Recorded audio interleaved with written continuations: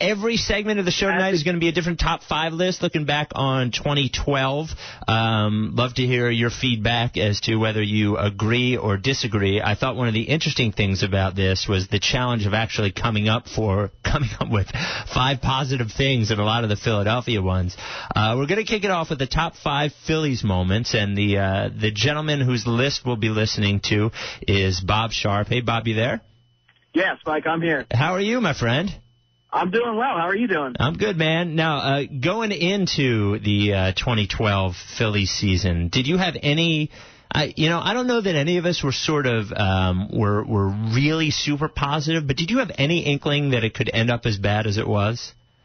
Not as bad as it turned out. I thought, okay, maybe if you get through April and May without Howard and Utley, and you end up maybe staying about 4 games out of first place or something about that, like that, you weathered the storm. But just the way it all fell apart with Lee struggling to get wins and things like that, it was just a tough season all around. But considering the way some of these other seasons have gone, I think I lucked out getting this list.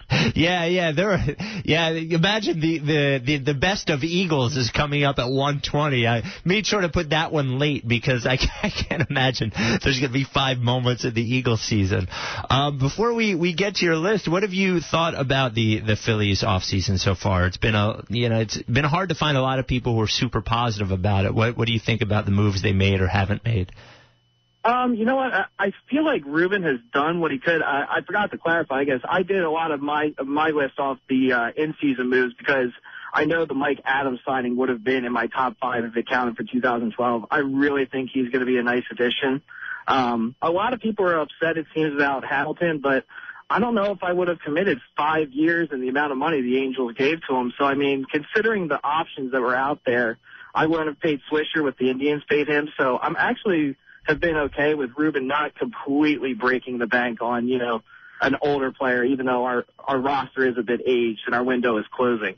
Yeah, I sort of felt the whole time like the move is to see if the core's got a year left in it, and we'll know that based on who's actually on the team, by midseason. And if there's a move to be made, maybe make it then. But you're right, committing 5 years to a 31 or 32-year-old guy, and especially in Hamilton's case, the baggage that comes along with him is certainly questionable. So let's get to your list. The top 5 Phillies moments from 2012, and I wasn't even considering Mike Adams as part of it. I guess it could have been if you wanted it to be. So number 5, what is your number 5 moment? My number 5 moment was Chooch making the All-Star team, and honestly his season as a whole. And I think some people might look at that as an asterisk with what has gone down in the past month about his suspension, but Chooch really kept them relevant through about mid-June when things really fell apart, and he was really the glue that held them together. And I've just loved Chooch, so it was great to see him succeed the way he did. Yeah, I mean, with the performance was way above what he normally did. And I'll tell you, the thing about PEDs or if this isn't officially a PED or whatever it is that it doesn't, the amazing thing about it, and I guess it's hard to think about it in this respect, is that it doesn't remove the joy that you had while you were watching it. As much as you would think it would, and it makes you feel bad now, like even that home run race between Sosa and McGuire, even though we know what we know now, it was still fun while we were watching it. It doesn't take that away. So Chooch's season, regardless of what happened afterwards, was certainly amazing. I mean, if we could get 75% of that this year, the Phillies will be in great shape. All right, number 4 on your list is... Number 4 is Jimmy Rollins reaching the 2,000 hit mark, and I found an amazing stat, and this is a whole debate for a different day, but there's 271 members, I think, in the 2,000 hit club, and 41% of them are in the Hall of Fame, and I found that astounding. And the list is only going to grow because guys like Piazza, I think, are going to get in, and Jeter is going to get in later. So I just found that to be really remarkable. Yeah, and Rollins, of any non-pitcher on the Phillies, Rollins, maybe even any pitcher, well, I think Halladay is probably a lock. But aside from, or a lock to, if he gets another couple of years out of this. But Rollins is the one, when you're looking at Utley and you're looking at Howard, Rollins is the one that really, if he can put another 3 or 4 solid years together, really has a shot at the Hall of Fame.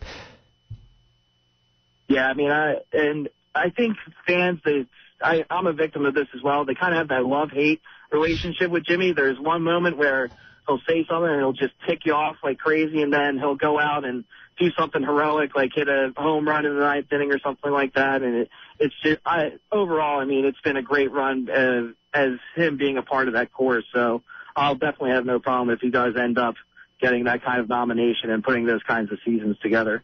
All right, number 3. Now, as far as moments go, I got to tell you, number 3 might be like the most goosebumps, amazing, split-second moment of the season, I think. But what do you have for number 3? For number 3, I had Chase Utley coming back in style. He came back, got that huge standing O, and you always get goosebumps when you hear Kashmir coming on at Citizens Bank Park. And what does he do? Of course, he hits a home run in his first at-bat back, just like his first career at-bat, except this time it wasn't a grand slam, but it was still just as incredible for a player like Utley. It was, and I remember it. I was going to go to the game, and we had tickets to the game, and we decided to just stay home and watch it on TV. And he hits that home run, and the crowd is celebrating like the team had just won the World Series. And I was so mad that I was not at that game. I mean, talk about an amazing moment. That was an amazing moment. And that was sort of a moment when you felt like not only did Chase return and hit a home run, but you sort of felt like, okay, maybe this season's going to be all right. Like maybe this whole thing's going to, and if I remember correctly, I think they even went and lost that game. Didn't they blow a lead, like a 6-0 lead in that game? I think they did. Yeah, so maybe that's when we knew it wasn't going to go right. But that moment was awesome. All right, number 2. Number 2 is that sweep of the Brewers in late July. I think they were either coming off, they did either really well in Atlanta or they have gotten swept. I honestly can't remember, but they did go to Milwaukee in late July, and they won each game 7-6, and each game was some kind of crazy, funky late game comeback of some kind, and it was just awesome to see. And then we started September 9-2, and then we ended up crumbling to Houston. I thought 9-2 starting off in September, that's when I really thought we were going to make something happen, some late magic would happen again, but it was all for naught.